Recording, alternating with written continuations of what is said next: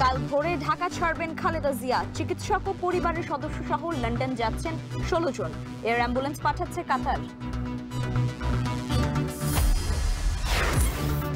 আরো 36 আসনে বিএনপির প্রার্থী ঘোষণা। যথাসময়ে জাতীয় নির্বাচন হতে হবে, তফসিল বিলম্বের সুযোগ নেই।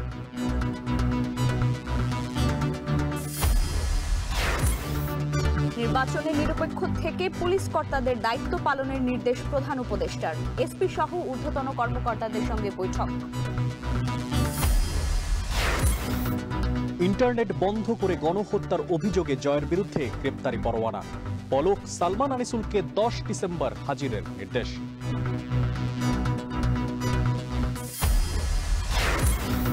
এবং নিউমোরিং টার্মিনাল বিদেশিদের দেয়ার চুক্তি নিয়ে হাইকোর্টে দ্বিধা বিভক্ত রায়। জ্যেষ্ঠ বিচারপতির পক্ষে মত দিলেও কনিষ্ঠ বিচারপতির খারিজ।